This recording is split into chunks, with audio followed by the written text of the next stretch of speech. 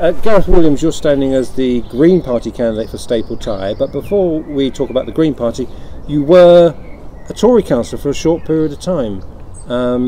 So why, obviously, I understand you had to leave for stand up for health reasons, but why politically have you changed parties? Yeah, thank you.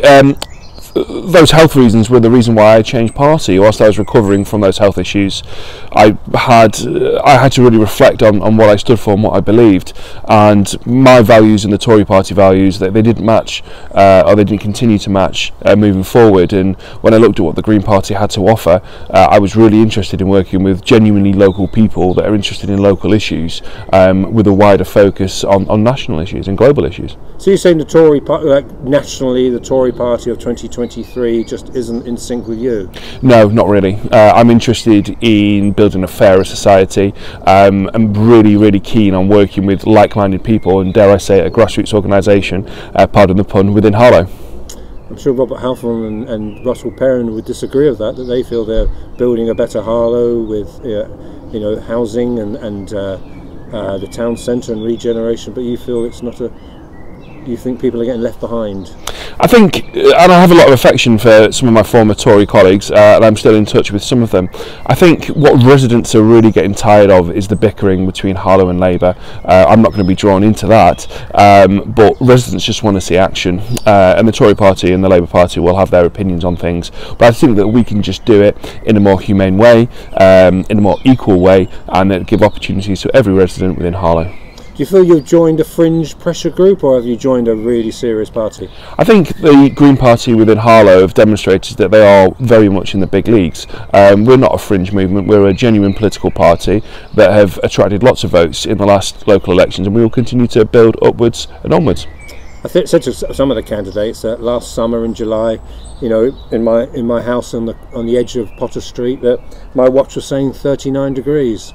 That's something we should all be worried about, shouldn't we? Absolutely. You only have to look at the state of our roads to wonder what the extreme weather is doing to our roads and our pathways, and we have to be, and also flooding, of course, that's affected our town and Stortford and the areas around our town. That's really hurting the accessibility around our town. We have to be mindful of the weather, of course. So do you think the one issue is potholes? Every good pothole. So you're thinking, actually, folks, this may not be a structural issue. This is a green issue.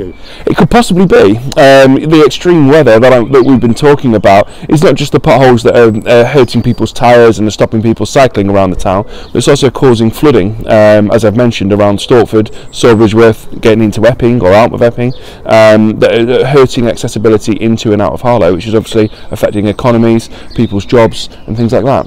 Standing for the first time, as I said, is this just a one-off for you, or are you here for the long run? I'm here absolutely for the long run. I'm committed to the Harlow Green Party. I'm really passionate and happy with what we're doing and what we have to offer. And Harlow has, for example, there was no overall control not so long ago. Lib Dems had a share of that. You think that, because at the moment, 100 votes, 200 votes, maybe 300 votes, but do you think the party, maybe not this year, but other years, can kick on and actually get there?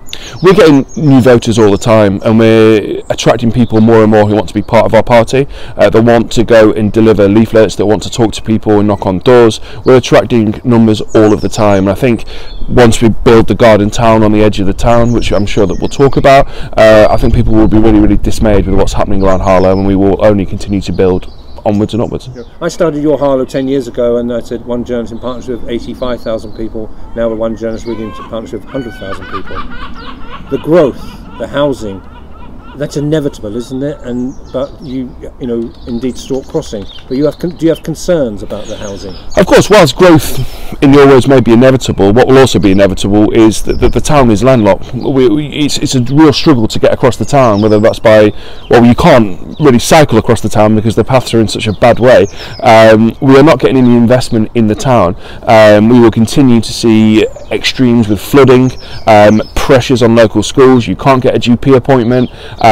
You're really going to struggle getting into an already overcrowded and overburdened and underfunded hospital, and I have real concerns that building an enormous amount of people moving in onto the edges of our town is really going to impact. Do you think we need a party and maybe also the Greens are, that you have parties that will take care of business, your problem parties who will demonstrate against issues, but do we need more problem solving? What we need is less bickering, less professional politicians that really have one eye on Harlow but another eye on Westminster, and what we need is genuinely local people that are just interested in being grown up and fixing local issues.